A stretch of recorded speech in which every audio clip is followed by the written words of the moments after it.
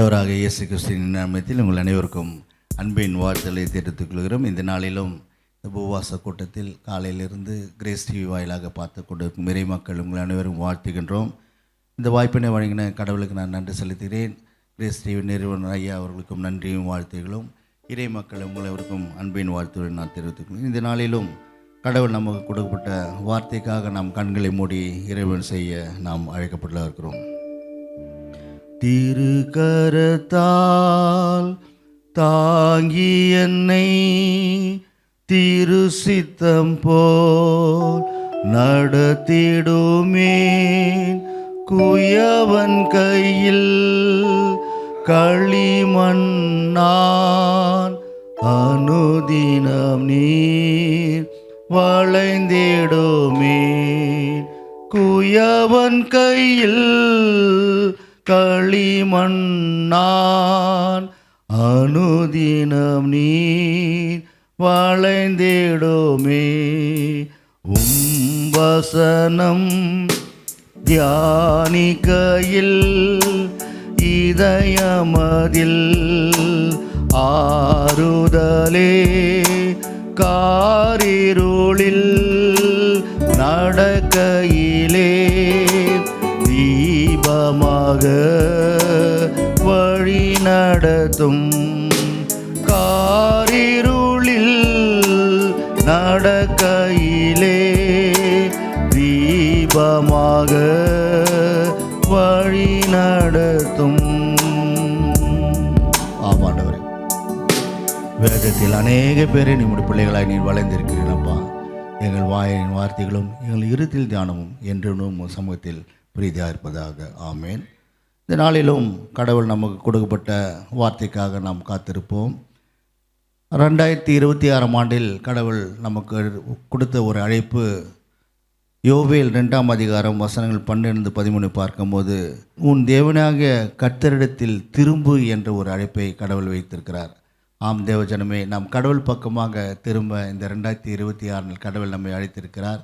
அவர் பக்கமாக திரும்பும்போது உன்னை கீர்த்தியும் புகழ்ச்சியுமாக வைப்பேன் என்று சொன்ன ஆசீர்வாதத்தையும் வாக்குத்தத்தத்தையும் கடவுள் நமக்கு அருளி செய்திருக்கிறார். நாம் அவர் பக்கமாக திரும்பி அவர் பிள்ளைகளாக செயல்பட நாம் அழைக்கப்பட்டுள்ளோம். இந்த நாளிலும் பார்க்கும்போது, இஸ்ரவேல் மக்கள் எகிப்திலே அடிமையாக இருக்கும்போது கடவுள் மோசையை அழைத்து அவர்களை விடுதலை பயணத்துக்காக அழைத்து வருவதற்காக அங்கே நியமிக்கின்றார். இஸ்ரவேல் மக்களை அவர் சொல்லும்போது இவர்கள் என்னுடைய மக்கள் என்று சொல்கிறார். பல தலைமுறைகளாக இஸ்ரவேல் மேல் கடவுள் வைத்த அன்பின் வெளிப்பாடாக அங்கே மோசையை நியமிக்கிறார். அப்போ அவர் சொல்கிறார், நான் மந்த புத்தியும் திக்கும் நான் உள்ள மனிதன், நான் எப்படி இவ்வளோ மக்களை நான் வழிநடத்துவேன்னு சொல்லும்போது, அப்போது யாத்திராங்க 3ஆம் அதிகாரம் 12ஆம் வசனத்தில் சொல்கிறார், நான் மோசையிடம் சொல்லும்போதற்கு அதற்கு அவர், நான் உன்னுடனே இருந்து உன்னை வழிநடத்துவேன் என்று சொல்கிறார். அல்லேலூயா. அன்று மோசையிடம் சொன்ன கடவுள் பிற்காலத்தில் மோசைக்கு பிறகு பார்க்கும்போது யோசுவாவை நியமிக்கும் போதும் சொல்கின்றார், நான் மோசையோடு இருந்தது போல உன்னுடனும் இருப்பேன் என்று சொல்லி உன்னை வழிநடத்துவேன் என்று சொன்னது மாத்திரமல்ல, நான் மோசையோடு இருந்தது போல உன்னோடும் இருப்பேன், நான் உன்னை விட்டு விலகுவதும் இல்லை, உன்னை கைவிடுவதும் இல்லை என்று ஒரு வாக்குத்தத்தத்தை, ஒரு அடையாளத்தை கடவுள் அங்கே வைக்கிறார். அதே வாக்குத்தத்தத்தை அடையாளத்தையும் கடவுள் இந்த காலத்திலும் நமக்கு வைத்துகிறார். நான் மோசையோடு இருந்தது போல, நான் யோசுவாவோடு இருந்தது போல அவர் சொல்கிறார், உன்னோடு இருப்பேன், நான் உன்னை விட்டு விலகுவதும் இல்லை, உன்னை கைவிடுவதும் இல்லை. அல்லேலூயா. நிறைய பேர் நினைச்சிருக்கலாம், பல வருடங்களாக நான் இறைவர் செய்கிறேன், பல வருடங்களாக என் குடும்பத்துக்காக ஜெபிச்சுக்கிறேன், பல வருடங்கள் விழுந்த நிலையில் இருக்கிற பிள்ளைகளை குறித்த கவலை, குடும்பத்தை குறித்த கவலை, வாழ்வாதாரத்தை குழுவை, இப்படி கையோட்டிய சூழ்நிலையில் நான் இருக்கின்றனே, எனக்கு எந்த ஒரு உதவியும் கிடைக்கலை என்று சொல்லும் போது, நான் உன்னுடனே இருப்பேன் சொன்ன கடவுளின் உறுதி மேல் நம்பிக்கையாற்றலாக நாம் காணப்படுகிறோம். அல்லேலூயா.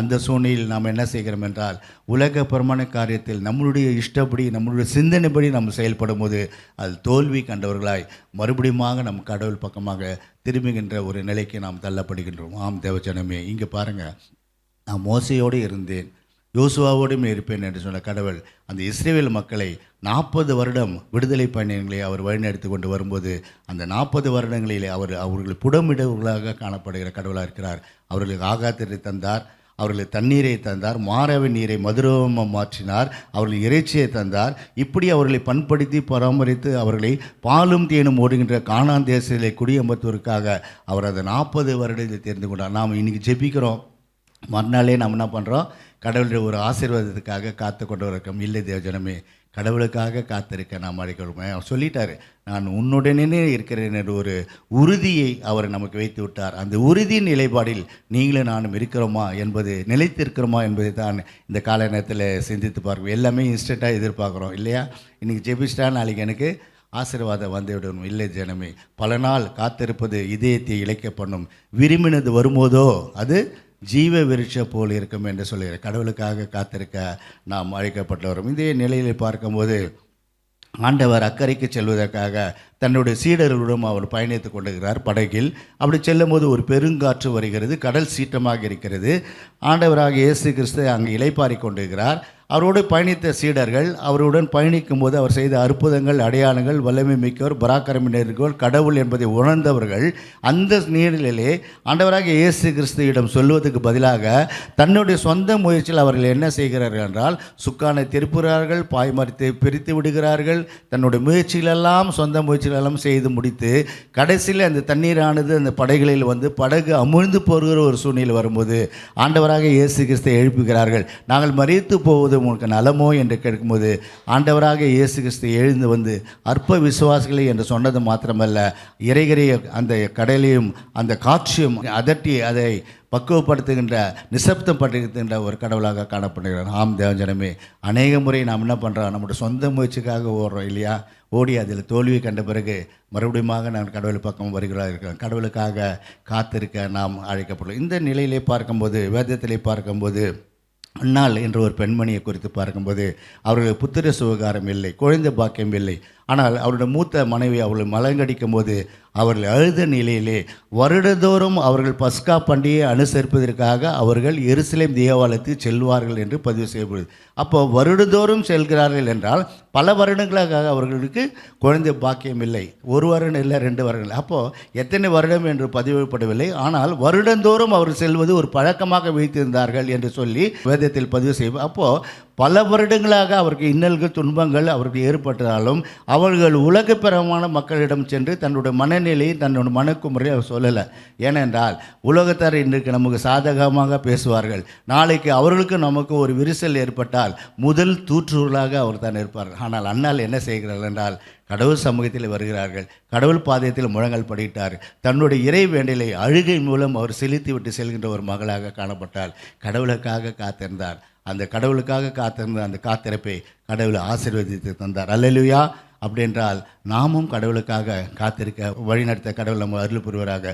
பல நாள் காத்திருக்கலாம், ஆனால் விரும்பினதோ வரும்போது அது ஜீவ விருட்சம் போல இருக்கும் ஒரு மகிழ்வை கடவுள் நமக்கு கட்டளையிடு. அதுக்காக ஆயத்தப்படுத்தி கொண்டு இருக்கிறவராக இருக்கிறார். நாம் கடவுளுக்காக காத்திருக்க நாம் அழைக்கப்பட்டுள்ளவர்கள். ஆம் தேவஜனமே, அதனால தான் கடவுள் இங்கே சொல்கிறார், நான் மோசையோடு இருந்தது போல, யோசுவாவோடு இருந்தது போல நான் உன்னை விட்டு விலகுவதுமில்லை, உன்னை கைவிடுவதுமில்லை. ஆம் தேவஜனமே, கைவிடாத கடவுள் நம்மளோடு இருக்கிறார்.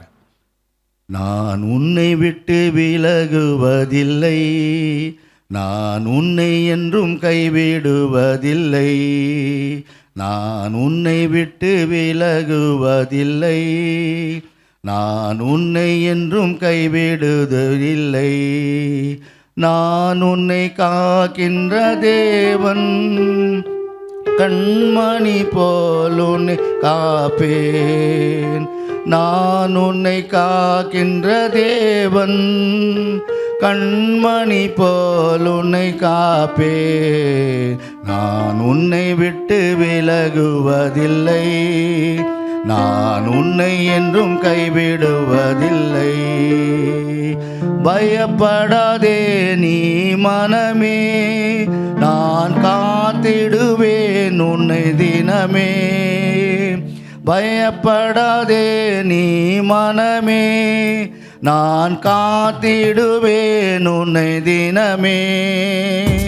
அற்புதங்கள் நான் செய்திடுவேன், அற்புதங்கள் நான் செய்திடுவேன், உன்னை அதிசயமாய் நான் நடத்திடுவேன், உன்னை அதிசயமாய் நான் நடத்திடுவேன். நான் உன்னை விட்டு விலகுவதில்லை, நான் உன்னை என்றும் கைவிடுவதில்லை, நான் உன்னை விட்டு விலகுவதில்லை, நான் உன்னை என்றும் கைவிடுவதில்லை.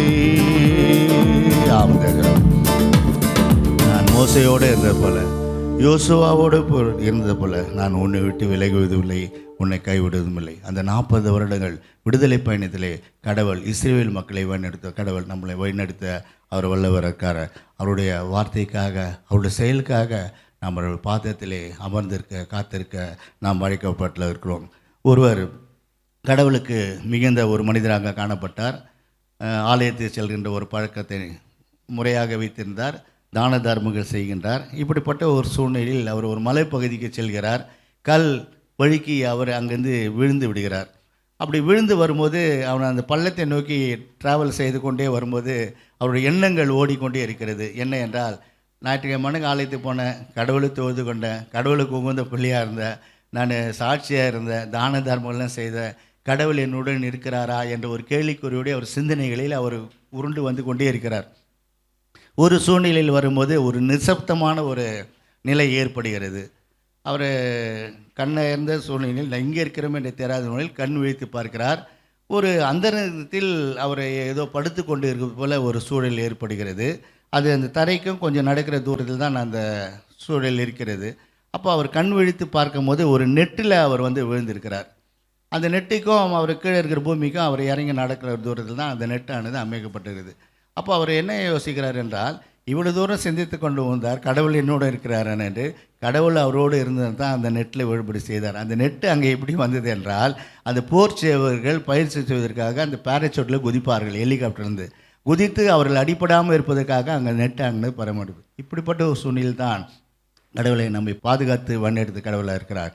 நான் உன்னை விட்டு விலகுவதும் இல்லை, உன்னை கைவிடுவதும் இல்லை சொன்ன கடவுள் எந்த சூழ்நிலையும் அவரை கைவிடுவதில்லை. சில காலதாமதங்கள் நமக்கு ஏற்படும் போது நாம் சோர்வுற்றா போகிறார், கடவுள் என்னை கைவிட்டு விட்டாரா என்ற சூழலில் உலகபுரமான காரியத்தில் ஓடுகிறார். உலகபுரமான மக்களிடம் நம்மளுக்கு குறைகளை சொல்கிறார். ஆனால் இன்று அவர்கள் நமக்கு சாதகமாக பேசுகிறவர்கள், பாசிட்டிவாக நினைக்கிறவர்கள், நமக்கும் அவர்கள் பிரச்சனை வரும்போது நெகட்டிவாக பேசுகிறார். இன்று கூட சந்திரமோகன் ஐயா சொன்னார்கள், தன்னுடைய கிரேஸ் டிவி நிகழ்ச்சிக்காக எவ்வளோ தேவைகள் இருக்கும்போது நிறைய பேர் நெகட்டிவ் தாட்ஸை சொல்கிறாங்க. ஐயா, மன கஷ்டமாக இருக்குது. நாம் தேவஜனமே, நாம் மக்களிடம் சொல்வதை காட்டிலும் கடவுளுக்காக காத்திருக்க, அண்ணால் இங்கே கடவுளுக்காக காத்திருந்தால் அல்லேலூயா.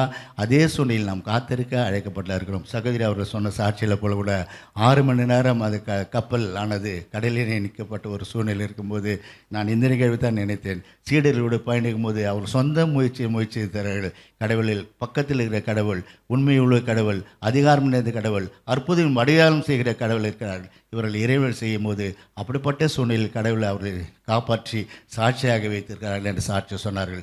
சகோதரர் அவர்கள் சாட்சி சொன்னது போல் அந்த எலக்ட்ரிக் ப்ராப்ளம் இருக்கும்போது கூட கடவுள் நம்மை கைவிடாத கடவுளாக இருக்கிறார். அதனால் கடவுள் நம்மளோடு இருக்கிறார் என்ற உறுதியில் நீங்களும் நானும் நிலைத்திருக்க இந்த கால நேரத்திலே அழைக்கப்பட்டுள்ளார்கள். 2வது பார்க்கும்போது, இதே வாக்குத்தத்தத்தை கடவுள் இஸ்ரவேல் மக்களுக்கு நான் மோசையோடு இருந்தது போல, நான் யோசுவாவோடு இருந்தது போல வழிநடத்தி வந்தேன் என்று சொன்ன கடவுள், இதே இஸ்ரவேல் மக்கள் பாபிலோனில் 70 வருடம் அவர் சிறை செய்யப்பட்டுகிறார்கள், அடிமையாக வைக்கப்பட்டிருக்கிறார்கள்.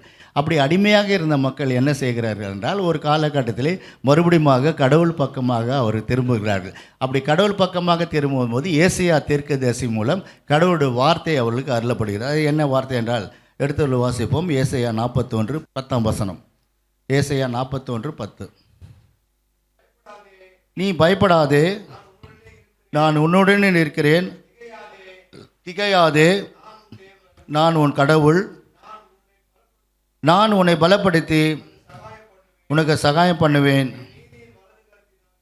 என் நீதியின் வலது கரத்தினாலே தாங்குவேன். அல்லேலூயா. இங்கே பாருங்கள், எகிப்திலிருந்து அடிமையான இஸ்ரவேல் மக்களை மோசையோடு இருந்தது போல யோசுவாவோடும் இருப்பேன், நான் உன்ட்டு விலகுவதுமில்லை, உன்னை கைவிடுவதில்லை சொல்லி வாக்குத்தத்தம் கொடுத்து வழிநடத்த வந்த கடவுள் இஸ்ரவேல் மக்களை பாலும் தேனும் ஓடுகின்ற கானான் தேசத்தில் கொடி அமர்த்தப்பட்ட பிறகு, கடவுளுடைய கோபத்துக்கு ஆளான பிறகு மறுபடியும் அவர் பாபிலோனில் அடிமைப்படுத்தப்படுகிறார்கள். அந்த 70 வருடத்தில் பார்க்கும்போது அவர்கள் தன்னுடைய பொல்லாத வழிகளை விட்டு திரும்பி கடவுள் பக்கமாக திரும்பும்போது ஏசாயா தீர்க்கதரிசி உள்ள கடவுளுடைய வார்த்தை இங்கே அருளப்படுவதை பார்க்கிறோம். நீ பயப்படாதே, நான் உன்னுடனே இருக்கிறேன். அல்லேலூயா. நிறைய பயங்கள் நம்மகிட்ட காணப்படுது இல்லையா?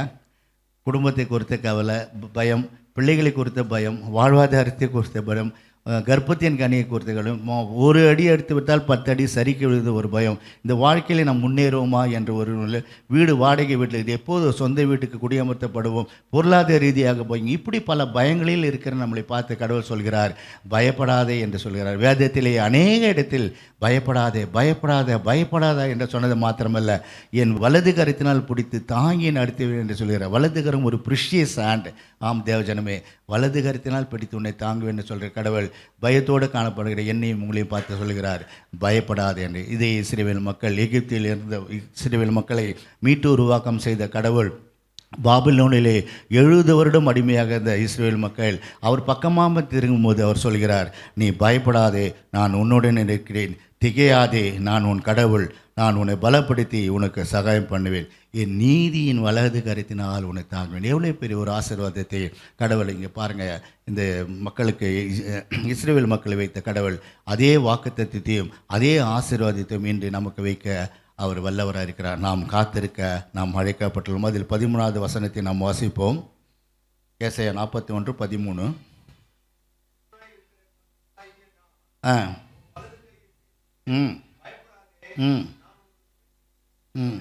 துணை நிற்கின்ற கடவுளாக இருக்கிறார். ஆம் தேவஜனமே, அநேக பயங்கள் வரும்போது உனக்கு நான் துணை நிற்கிறேன் என்று சொல்லுகிறார்கள். சங்கீதம் 91:15 கூட நாம் எடுத்து வாசிக்கும் போது பார்க்கும்போது, அவன் என்னை நோக்கி கூப்பிடுவான், நான் அவனுக்கு மறு உத்தரவு அருள் செய்வேன், ஆபத்திலே நானே அவனோடு இருந்து அவனை தப்பிவித்து அவனுக்கு கனப்படுத்துவேன். எவ்வளோ பேர் ஒரு ஆசீர்வாதத்தை, எவ்வளோ ஒரு நம்பிக்கையை கடவுளை இங்கே வைப்பதை பார்க்கணும். இங்கே என்ன சொல்கிறார் என்றால், நீ நீதியின் வலது கரத்தில் நான் உன்னை தாங்குவேன் சொன்ன கடவுள் சங்கீதம் 91:15 சொல்கிறார், அவர் என்னை நோக்கி கூப்பிடுவான், நான் அவனுக்கு மறு உத்தரவு அருள் செய்வேன், ஆபத்திலே நானே அவனோடு இருந்து அவனை தப்பிவித்து அவனை கனப்படுத்தேன். இதுதான் சகோதரி அவர் சொன்ன சாட்சி கூட.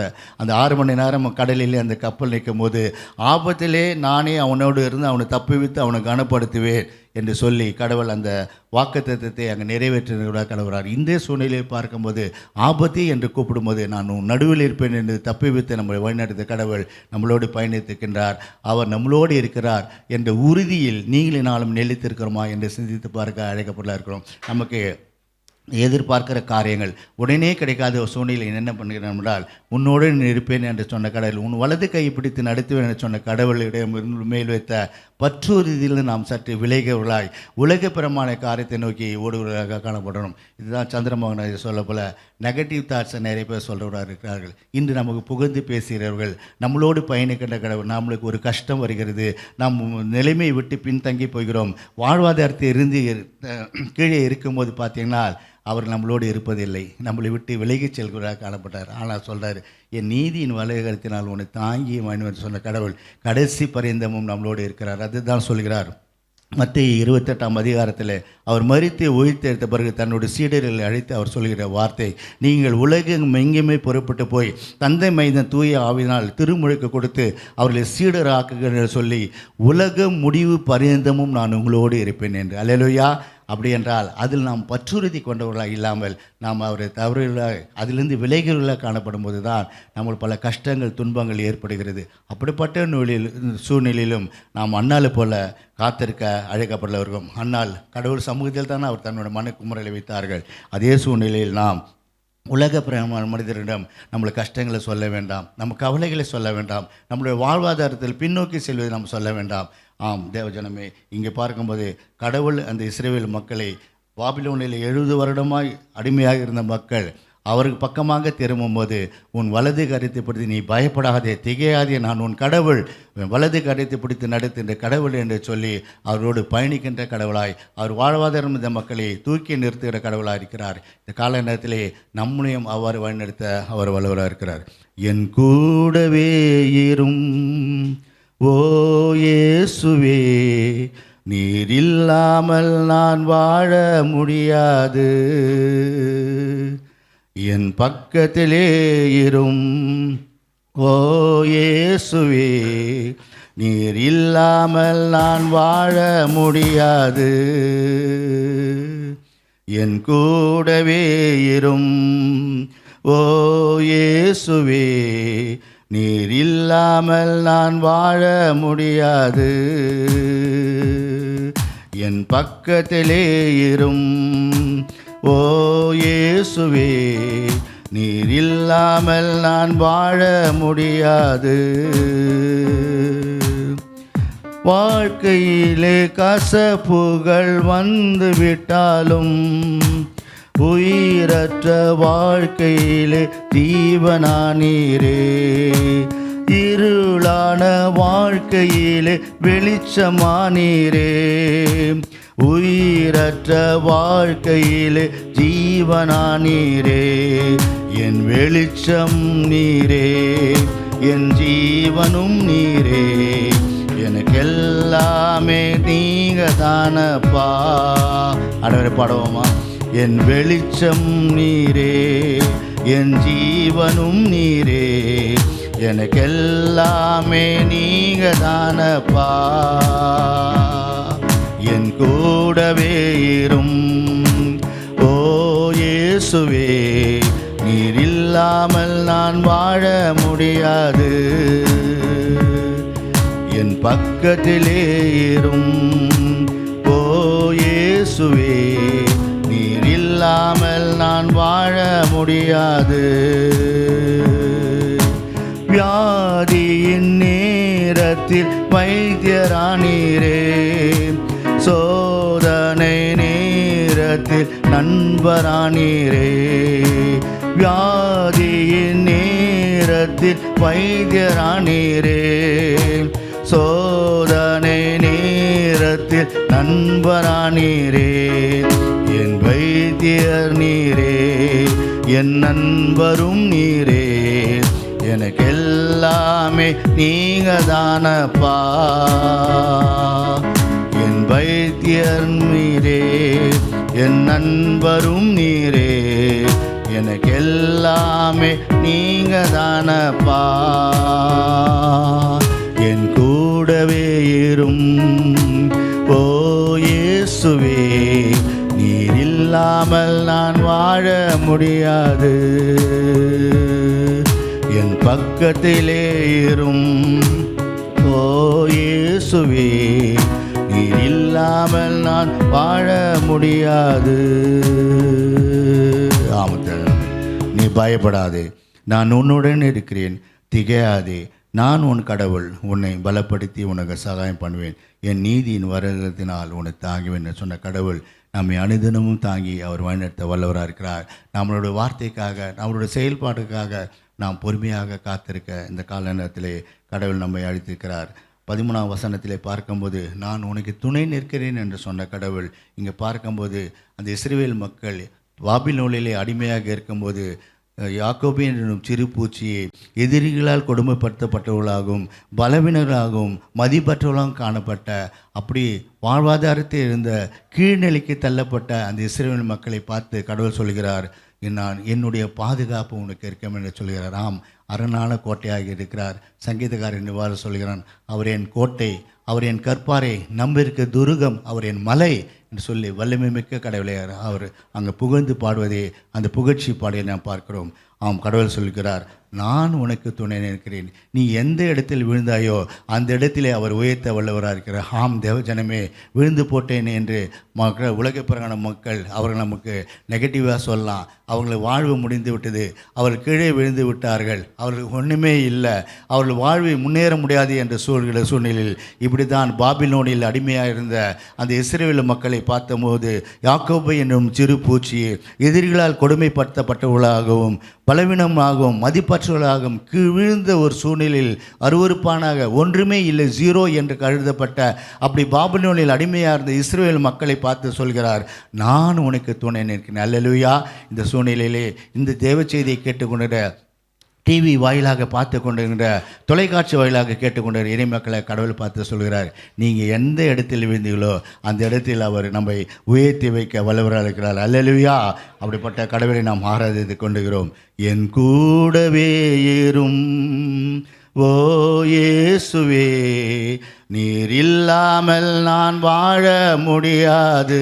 ஆமாண்டவரே, என் பக்கத்திலே ஏறும் ஓ இயேசுவே, நீர் இல்லாமல் நான் வாழ முடியாது. என் கூடவே ஏறும் ஓ இயேசுவே, நீர் இல்லாமல் நான் வாழ முடியாது. கண்ணீர் சிந்தும் நேரத்திலே தாயுமானீரே, காயப்பட்ட நேரத்தில் நீ தகப்பனானீரே. கண்ணீர் சிந்தும் நேரத்திலே தாயுமானீரே, காயப்பட்ட நேரத்தில் நீ தகப்பனானீரே. என் அம்மாவும் நீரே, என் அப்பாவும் நீரே, எனக்கெல்லாமே நீங்க தானப்பா. ஆண்டவரே, என் அம்மாவும் நீரே, என் அப்பாவும் நீரே, எனக்கெல்லாமே நீங்க தானப்பா. என் கூடவே இரும் ஓ இயேசுவே, நீர் இல்லாமல் நான் வாழ முடியாது. என் பக்கத்திலே இரும் ஓ இயேசுவே, நீர் இல்லாமல் நான் வாழ முடியாது. ஆம் தேவஜனமே, நான் உனக்கு துணை நிற்கிறேன். அந்த பாபிலோனிலே அடிமைந்த இஸ்ரவேல் மக்கள் 70 வருடம் அடிமைந்த இஸ்ரவேல் மக்கள் கடவுள் பக்கமாக திரும்பும்போது கடவுள் சொல்ற வார்த்தை, நீ பயப்படாதே, நான் உன்னோடு நிற்கிறேன், திகையாதே, நான் உன் தேவன், உன்னை பலப்படுத்தி உனக்கு சகாயம் பண்ணுவேன், என் நீதியின் வரல்களினால் உன்னை தாங்குவேன் என்று சொல்லி தங்களை பூச்சிகளாகும் யாக்கோபின் என்று சிறு பூச்சியே, எதிரிகளால் கொடுமைப்படுத்தப்பட்டவர்களாகும், பலவீனமாகும், மதிப்பற்றவர்களாகும், ஜீரோவாகும் கீழே விழுந்த அந்த பாபிலோனில் அடிமைந்த இஸ்ரவேல் மக்கள் கடவுள் பக்கமாக திரும்பும் போது நான் உனக்கு துணை நிற்கிறேன் என்று சொல்லி அவர்கள் ஆறுதல் அடித்து அவர்களை தேற்றி வழிநிறுத்த கடவுளாக காணப்படுகின்ற கடவுள் அங்கே வாக்குத்தத்தத்தை நிறைவேற்றுகின்ற கடவுளாக இருக்கிறார். இந்த சூழ்நிலையில் பார்க்கும்போது விழுந்து விட்டீர்கள் என்று அந்த நெகட்டிவ் தாட்டோடு சிலர் சொல்லலாம். ஆனால் பாசிட்டிவ் தாட்டாக கடவுள் சொல்கிறார், நான் உனக்கு துணை நிற்கிறேன். அல்லேலூயா. இதை தான் ஐயா அவர்கள் சொல்லும் போது கூட சொன்னார்கள், நிறைய நெகட்டிவ் தாட் வருதுங்க ஐயா, எவ்வளோ தேவைகள் இருக்குது, அந்த தேவைகளை பூர்த்தி செய்ய முடியும் போது நீங்கள் இந்த இடத்தில் இருக்க வேண்டாம், வேறு இடத்துல வாங்க என்று சொல்லி எனக்கு சாட்சியாக பகிர்ந்தார்கள். கடவுளோட விஷன், கடவுளை அவருக்கு இந்த செங்கல்பட்டு பகுதியிலேயே அந்த டிவி ஒழித்தும் செய்ய வென்ற ஒரு தொலைநோக்கி பார்வை கடவுள் கொடுத்திருக்கிறார். அதன் அடிப்படையிலே திரு சந்திரமோகன் ஐயா அவர்கள் கஷ்டத்தின் மத்தியிலே அந்த டிவி ஊழியத்தை கடவுளுடைய ஊழியத்தை செய்து கொண்டு இருக்கிறார்கள். பவுலடிகளார் சொல்கிறார்கள், நான் ஓடுகிறேன், எனக்கு முள் ஒன்று கொடுக்கப்பட்டு இருக்கும்போது கடவுள் சொல்றார், என் கிருபை உனக்கு போதும். அல்லேலூயா. அந்த கிருபை தான் ஐயாவை தாங்கி வளர்த்து எவ்வளோ தேவைகள் இருக்குது. டிவி நிகழ்ச்சி பார்க்குறோம், எவ்வளோ பேர் சுகப்பட்டீங்க, சுகம் தருகிற கடவுள், அற்புதம் நிறைந்த கடவுள்.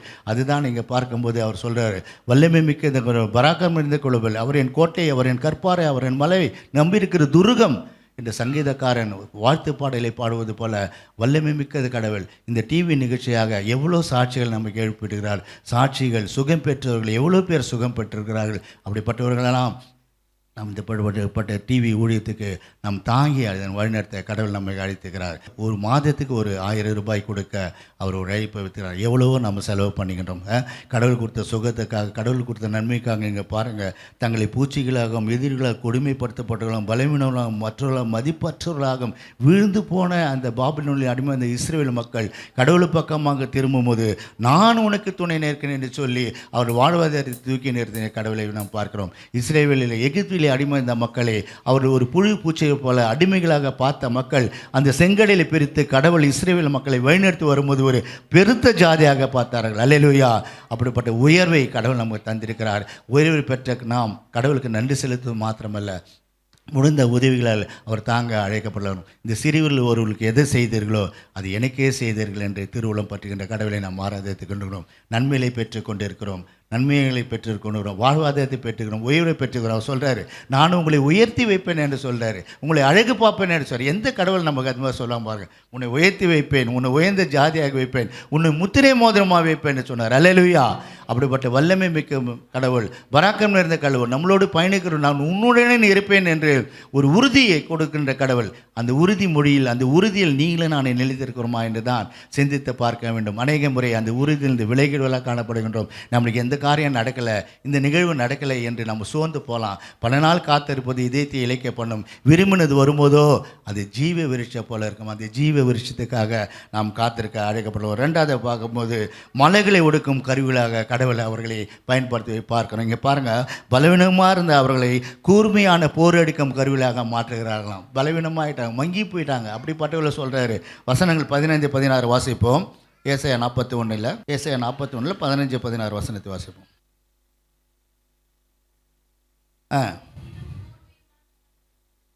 ம் ம் ம் ம் ம் ம் ம் ம் அல்லேலூயா. இங்கே பாருங்கள், கொடுமைப்படுத்தப்பட்ட மக்களாகவும் பலவீன மக்கள் மக்களாகவும் மதிப்பற்றவர்களாகவும் ஜீரோவாகவும் தள்ளப்பட்ட அந்த பாபிலோனில் அடிமந்த இறைவன் மக்களை பார்த்து சொல்கிறார். இஸ்ரேல் மக்களை பார்த்து கடவுள் சொல்கிறார், நான் உனக்கு துணை நிற்கின்ற மாத்திரமல்ல, நீ எங்கே மழுங்கடிக்கப்பட்டாயோ எங்கே தள்ளப்பட்டாங்களோ அங்கே மலைகளை ஒடுக்கும் கருவிகளாக உன்னை மாற்று உருவாக்கம் செய்வது. அல்லேலூயா.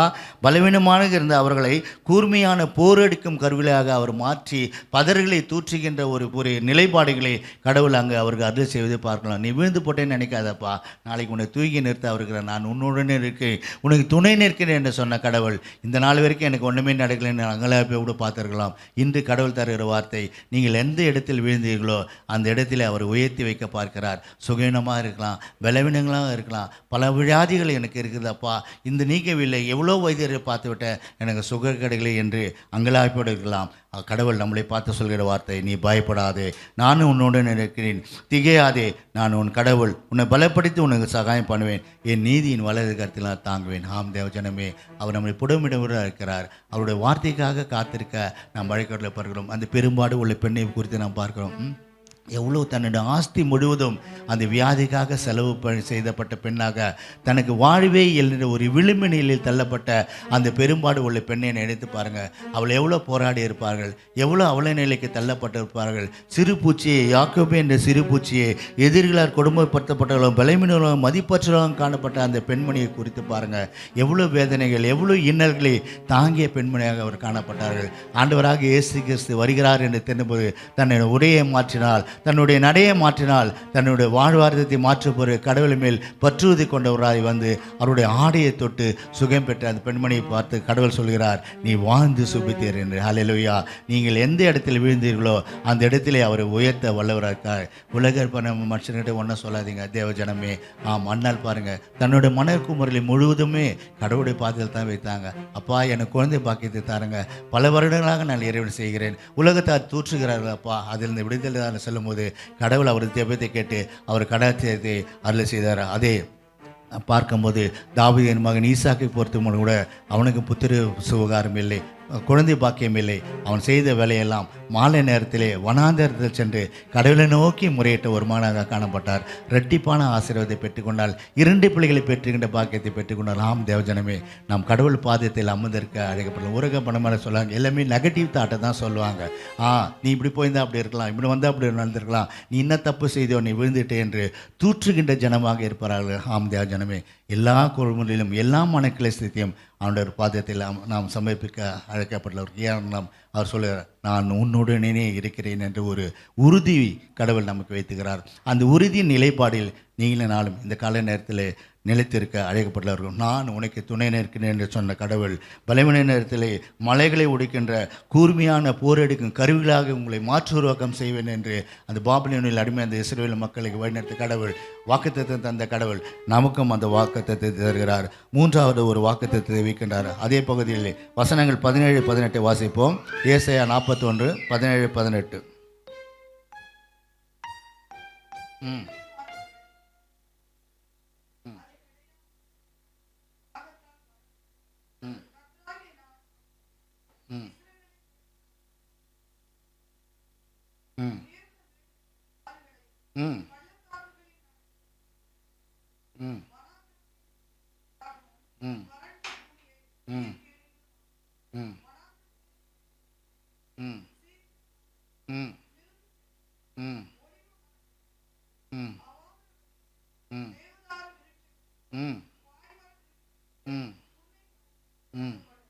அல்லேலூயா. இங்கே பாருங்கள், யாக்கோபு என்னும் சிறு பூச்சியை எதிரிகளால் கொடுமைப்படுத்தப்பட்டவர்களாகவும் பலமினவர்களாகவும் மதிப்பற்றவர்களாகவும் கீழே தள்ளப்பட்ட ஒரு அவலநிலையில் இருந்த இஸ்ரேல் மக்களை, பாபிலோனில் அடிமையிருந்த இஸ்ரேல் மக்கள் 70 வருடம் அடிமையாக இருந்தவர்கள் கடவுள் பக்கமாக திரும்பும்போது கடவுள் ஏசாயா தீர்க்கதரிசியால் குறைக்கப்பட்ட வாக்குத்தத்தத்தின் அடையாள வார்த்தைகள் தான் நீங்கள் செய்கிறார்கள். வறண்ட நிலத்தில் வனாந்தரத்தில் அவர்களுக்கு நீர் ஊற்றுகளையும் வறண்ட நிலத்தில் நீர் நிலைகளையும் ஏற்படுதுன்னு சொல்லி, இதெல்லாம் சாத்தியமான ஒரு கூறா? சிந்தித்து பார்ப்போம். வனாந்தரத்திலே நீர் ஊற்றுகளை ஏற்படுத்துவாராம், வறண்ட நிலத்திலே நீர்நிலைகளை ஏற்படுத்துவாராம், குளங்கள் ஆறுகளை போல. இது சாத்தியமற்ற ஒரு செயல். நெகட்டிவாக நம்ம யோசிக்கலாம், ஆனால் நெகட்டிவை பாசிட்டிவாக ஆகிற கடவுள் இருக்கிறார். அல்லேலூயா. அப்படி வாழ்வதார அந்த இஸ்ரவேல் மக்களை பாபிலோனில் 70 வருடம் அவர்களை கட்டி எழுப்புவேன், அவர் மேலே தண்ணீரை தெளிப்பேன், அவர்களை பரிசுத்தப்படுத்துவேன், அவர் ஒரு கூட்டமாக அழைத்து வருவேன், பசுமையான இடத்தில் அவர் வைப்பேன் என்று தான் சொல்கிறார். இங்கே வராந்தரத்தில் நீர் ஊற்றுகளும் வறண்ட நிலத்தில் நீர் எல்லைகளும் விருட்சமான மரங்கள், கனி நிறைந்த மரங்களை அந்த இடத்தில் நான் நடுவேன் என்று சொல்லி பசுமையான வாழ்வை அவர்களுக்கு கட்டளையிடுகிறார். ஆம் தேவஜனமே, இந்த கால நேரத்திலே டிவி வாயிலாக, அந்த தொலைக்காட்சி வாயிலாக கடவுளுடைய வார்த்தையை இந்த உபவாச கடத்தில் கேட்டுக்கொண்டிருக்கிற இணை மக்களுக்கு நம்ம கடவுள் சொல்கிற வார்த்தை, நான் மோசையோடு இருந்தது போல யோசுவாவிடம் நான் உன்னோடனே இருக்கிறேன், நான் உன்னை விட்டு விலகுவதும் இல்லை கைவிடுவதும் இல்லை. ஆம் தேவஜனமே, கைவிடாத நேசனம் இருக்கிறார். சில நேரத்தில் நம்மளுக்கு பிரச்சனைகள், கவலைகள், துன்பங்கள் வரும்போது நம்மளுக்கு உதவிகள் கிடைக்காத ஒரு சூழ்நிலை நாம் என்ன செய்கிறோம் என்றால் உலகத்து மக்களிடம் சென்று சொல்கிறோம். இன்றைக்கி நமக்கு சாதகமாக பேசுகிறவர்கள் நாளைக்கு நமக்கும் உள்ள ஒரு பிரச்சனை வரும்போது முதல் தூற்றுவர்களாக இருப்பார்கள்.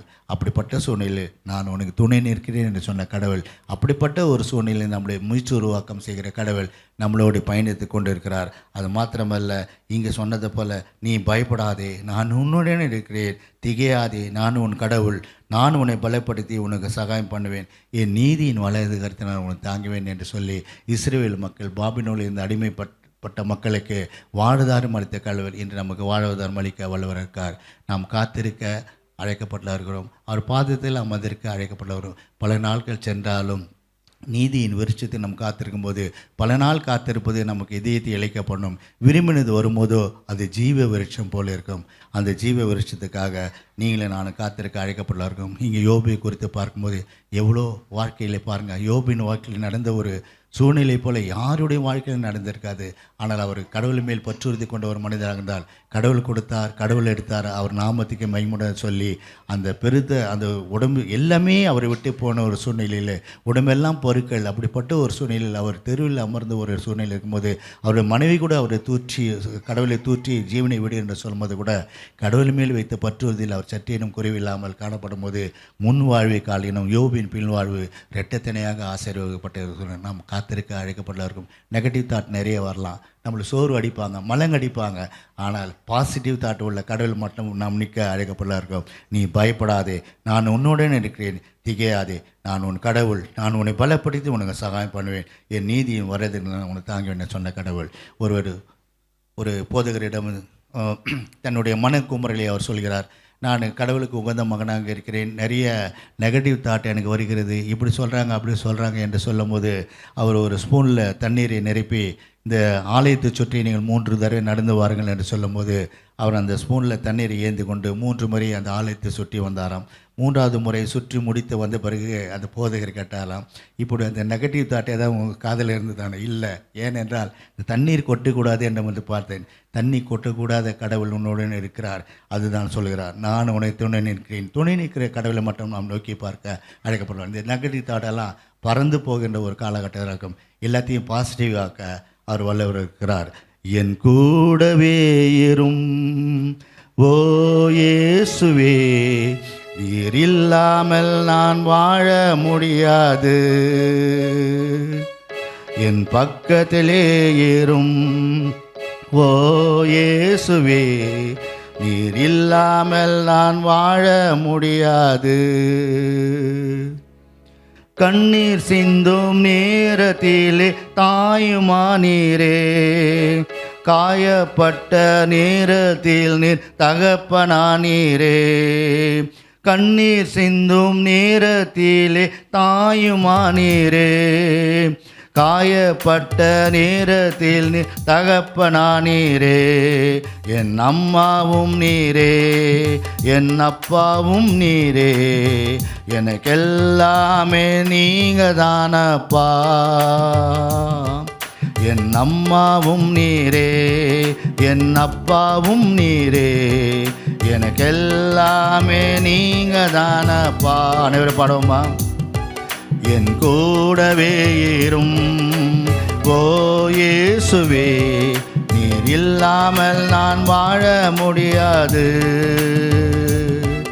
என் பக்கத்திலே இரும் ஓ இயேசுவே, நீர் இல்லாமல் நான் வாழ முடியாது.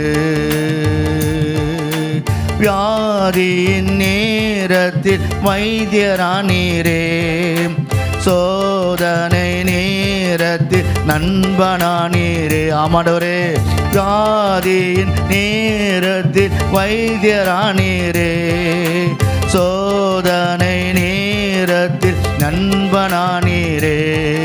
என் வைத்தியரும் நீரே, என் நண்பரும் நீரே, எனக்கெல்லாமே நீங்க தானப்பா. ஆமாண்டவரே, என் வைத்தியரும் நீரே, என் நண்பரும் நீரே, எனக்கெல்லாமே நீங்க தானப்பா. என் கூடவே ஏறும், என் கூடவே ஏறும் ஓ இயேசுவே, நீர் இல்லாமல் நான் வாழ முடியாது. என் பக்கத்திலே ஏறும் ஓ இயேசுவே, நீர் இல்லாமல் நான் வாழ முடியாது. ஆம் தேவஜனமே, நான் மோசையோடு இருந்தது போல உன்னுடன் இருப்பேன், நான் உன்னை விட்டு விலகுவதுமில்லை, உன்னை கைவிடுமில்லை என்ற வாக்குத்தத்தத்தை இஸ்ரவேல் மக்களை வழிநடத்த மோசேக்கும் யோசுவாக்கும் அருளிய கடவுள் இந்த கால நேரத்திலே கடவுளுடைய செய்தி கேட்டுக்கிற நமக்கும் தருகிறார். நான் உன்னை விட்டு விலகுவதுமில்லை, உன்னை கைவிடுவதுமில்லை. நாம் கடவுளுடைய வார்த்தைக்காக, கடவுளுடைய ஆசீர்வாதத்துக்காக அவர் பாதத்தில் அமர்ந்து காத்திருக்க அழைக்கப்படுகிறோம். அண்ணாலை குறித்து பார்த்தோம். அண்ணால் தன்னுடைய மனக்கிளேசத்தை யாரிடம் சொல்லலை, கடவுள் பாதத்தில் சமர்ப்பித்தார்கள். கடவுளே நீர் எனக்கு வெளிச்சம் என்று சொல்லி ஒவ்வொரு வருடமும் அவர்கள் ஆண்டவரே அந்த பஸ்கா பண்டிகை அனுசரிக்க அவர் எருசலேம் தேவாலயத்தில் வந்து கடவுள் பாதத்தில் அமர்ந்து கண்ணீரோடு அவர்கள் அழுது ஜெபித்ததுக்கு கடவுள் பணியை நினைத்தார். இங்கே பார்க்கும்போது ஆபிரகாம் ஈசாக்கு குழந்தை இல்லை என்று சொல்லும்போது அவன் மாலை நேரத்திலே நடந்து செல்லு வானத்தை நோக்கி அண்ணாந்து பார்த்து கடவுளுடைய இறைவனை செய்தால் யாரிடமே தன்னுடைய குறையை சொல்லவில்லை. அந்த கடவுளுடைய இறைவார்த்தையை கேட்டு கடவுள் நான் உனக்கு துணை நிற்கிறேன்னு சொன்ன கடவுள் அவனுக்கு இரட்டிப்பான ஆசீர்வாதத்தை தந்தார். யோபின் வாழ்க்கையை நோக்கி பாருங்கள், எவ்வளோ கஷ்டங்கள், யாருக்குமே ஒரு உண்மையாத ஒரு கவலைகள் கஷ்டங்களுக்கு தந்தார். எல்லாமே அவரை விட்டு விலகி போச்சு. ஆம், உடம்பெல்லாம் பருக்கள்.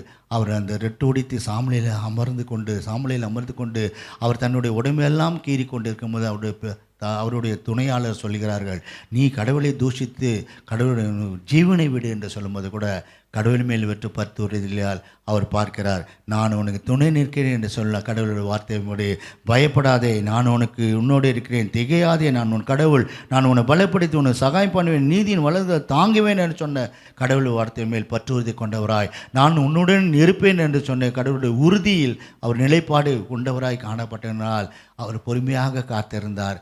யோபின் முன் வாழ்வை காட்டிலும் பின் வாழ்வு இரட்டத்தனையான ஆசீர்வாதத்தில் கடவுள் இருப்பினார்.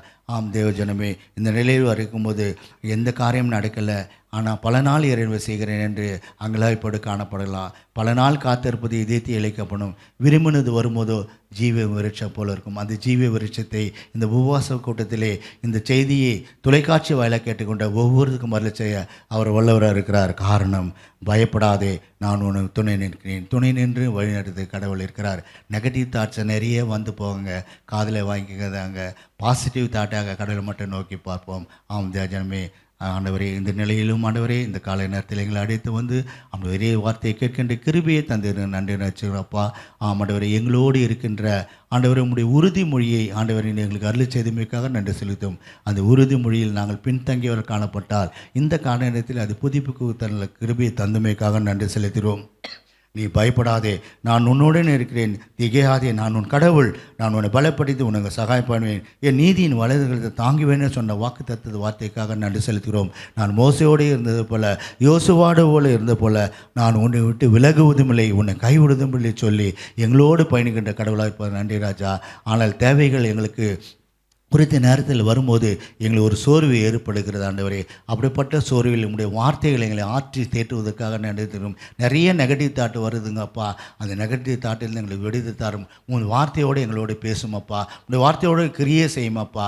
ஆமாண்டவரே, சங்கீதக்காரன் சொல்லுகிறார், அவர் என் கோட்டை, அவர் என் கற்பாரை நம்பியிருக்கிற துருகம், அவரின் கேடயம், அவர் மலை சொல்லும் வல்லமை மிக்க கடவுள் இருக்கிறார், என்னோடு பயணிக்கின்ற கடவுள் என்று உறுதி அளித்த கடவுள் என்னோடு இருக்கிறார் என்று சொல்லி உம்முடைய வார்த்தைக்காக உங்களுடைய ஆசீர்வாதத்துக்காக நாங்கள் காத்திருக்க அழைக்கப்படுகிறோம். அப்படிப்பட்ட ஒரு சூழ்நிலை தான் பாபிலோனில் அடிமையிருந்த இஸ்ரவேல் மக்களை பூச்சிகளாகவும் ஆண்டவரை வாழ்வதார் இருந்த மக்களாகவும் அவர் கீழே தள்ளப்பட்ட ஒரு சூழ்நிலையில் இருக்கப்பட்ட மக்களை ஆண்டவரை நீ நான் உன்னுடைய இருக்கிற சொல்லி எந்த இடத்தில் விழுந்தார்களோ அந்த இடத்தில் உயர்த்தி வைத்தீரே, அதை நினைவுக்கிறோம்ப்பா.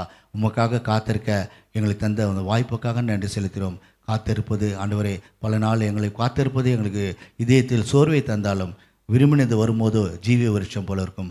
அந்த ஜீவிய விருட்சத்தையும் மகிழ்ச்சியும் சந்தோஷத்தையும் ஆண்டவரே அந்த ஆசீர்வாதத்தையும் நீர் எங்களை அருள் செய்வதற்காக நன்றி செலுத்துகிறோம். மறுபடியுமாக கிரேஸ் டிவி நிறுவனருக்காக நன்றி எடுத்திருக்கிறோம். ராஜமோகன் ஐயாக்காகவும் அநேக தேவைகள் இருக்குது அப்பா. ஆமாண்டவரின் தேவைகளை பூர்த்தி செய்கின்ற கடவுளாக இருப்போம் நன்றி செலுத்துகிறோம். ஆண்டவர் செங்கல்பட்டு பகுதியிலே டிவி ஊழியம் ஆண்டவரும் ஊழியத்தை செய்கின்ற கிருபி அவர் தந்தீரே நன்றி அப்பா. ஆண்டவரை 9 ஆண்டுகள் வழி நடத்தி 10வது ஆண்டில் அடியெடுத்து வைக்கின்ற கிருபியை தந்துமைக்காக நன்றி செலுத்துகிறோம் அப்பா. ஆண்டவரை இது பெருமைக்கும் மேட்டுமைக்கும் இல்லாமல் நீர் அவர் கொடுத்த அந்த விஷயனுக்காக நன்றி செலுத்துகிறோம். எவ்வளோ தேவைகளாக இருப்பா, ஒரு டிவி நிகழ்ச்சி இருந்தால் எவ்வளோ தேவைகள் இருக்குது ஆண்டவரே. தேவைகளை பூர்த்தி செய்கின்ற கடவுளாக இருப்பது நன்றி செலுத்துகிறோம் அப்பா. திகையாதே கலங்காதே, நான் உன்னுடனே இருக்குன்னு சொன்ன கடவுள் நன்றி செலுத்துகிறோம். வலது கரத்தில் உன்னை தாங்கி வழிநடத்துன்னு சொன்ன கடவுள் நன்றி செலுப்பா. நிறைய நெகட்டிவ் தாட் வருதுப்பா ஐயா, சோர்ந்து போகாதபடி உங்களை பலத்த நல்ல எடுக்கட்டுமப்பா. பாசிட்டிவ் ஆர்டர் கொடுமப்பா, பாசிட்டிவ் தாட்டினால் அவர் வழிநடத்துமப்பா. ஆமாண்டவர் ஒரு மாதத்துக்கு ஒரு 1000 ரூபாய் கொடுக்கின்ற ஆண்டவரே அநேக ஆண்டவர் உதவி செய்கின்றவர்களுடைய கரங்களை நீர் கட்டி எழுப்புவதற்காக நன்றி செலுத்துகிறோம். டிவி மூலியமாக எவ்வளோ பேர் சாட்சி பெற்றிருக்கிறார்கள் ஆண்டவரே, சுகம் பெற்றிருக்கிறார். சுகத்தை அருகின்ற கடவுள் நீரேப்பா. நாங்கள் அல்ல ஆண்டவரே, நாங்கள் விதைக்கின்றோம், நீர் பாசிக்கின்றோம், மறுவடை செய்வது நீர் ஆண்டவரே. அநேக பேர் தந்த சுகத்துக்காக நன்றி செலுத்தினோமப்பா. இது பெருமைக்கு மேட்டுமைக்காக நடக்கிற நிகழ் அல்ல ஆண்டவரே, உம்முடைய நாமத்தை மகிமைப்படுத்த நிகழ்ப்பா. தகுதியற்ற எங்களை தகுதிப்படுத்தி கொண்டு போய் நன்றி செலுத்தினோம்ப்பா. ஆண்டவரே, இங்கே பார்க்கும்போது ஆண்டவரே அநேக காரியங்களை நாங்கள் வேதத்தில் பார்க்கும்போது உங்களுடைய பிள்ளைகளை நீர் வளைந்து கொண்டு ஆண்டவரை அவள் வழிநடத்தி வருவதற்கான நன்றி செலுத்துமப்பா. அப்படிப்பட்ட சூழ்நிலையிலும் இந்த டிவி நிகழ்ச்சி நடக்குது ஐயாக்காகவும் உடன் பயணிக்கின்ற ஒவ்வொருத்தருக்காக நன்றியோடு துதிக்கிறோம் அப்பா. திகையாதே கலங்காதே, நான் உன்னுடனே இருக்கிறேன், என்னை வலது கரத்தில் நான் தாங்கி உன்னை வழிநடத்தி சொன்ன கடவுள் எங்களை வழிநடத்தி வருவதற்கான நன்றி செலுத்துகிறோம் அப்பா. ஆமாண்டவரே, கைவிடாத நேசர், அவர் நேற்றும் இன்றும் என்றும் மாறாத ஆண்டவர் இருக்கிறாரப்பா. அநேக தேவைகளை பூர்த்தி செய்கின்ற கடவுளாக இருப்பார் நன்றி செலுத்திடும். வருகின்ற ஆண்டவரே, நாட்களிலே செப்டம்பர் மாதம் ஆகஸ்ட் மாதம் நடக்கின்ற 10வது வருட ஆண்டு விழாக்காகவும் நான் பாரத்தோடு நினைக்கிறோம். நீர் யாரிடம் பேசுகிறீரோ, யாரிடம் நீர் கிரியை செய்ய வல்லவராக இருக்கிறீரோ அந்த உதவிகள் எங்களுக்கு கிடைக்க கிருபத்தாரம் அப்பா. இந்த செய்தி கேட்டுக்கொண்ட ஒவ்வொருத்தருக்காக நன்றி எடுத்துவதற்கும் காத்திருக்க வேண்டும் என்று ஒரு அழைப்பை வைத்துட்டு அதுக்காக நன்றி செலுத்துவோம் அப்பா. என் வலது காரத்தில் உனக்கு தாங்குவேன்னு சொன்ன வார்த்தைக்காக நன்றி செலுத்துவோம். நான் உன்னுடனே இருக்கிற உறுதிமொழிக்காக நன்றி செலுத்துவோம். அந்த உறுதியில் நாங்கள் நிலைத்திருக்க பொறுமையாக காத்திருக்க தந்த வாய்ப்புக்காகவும் உங்களுடைய இறைவனுக்காக நன்றி செலுத்துகிறோம். மீது நேரத்தும் கரங்கள் ஒப்படைக்கிறோம். இவற்றெல்லாம் இயேசு கிறிஸ்து மூலம் கெஞ்சி கேட்டு மன்றாடுகிற பிதாவே, ஆமேன்.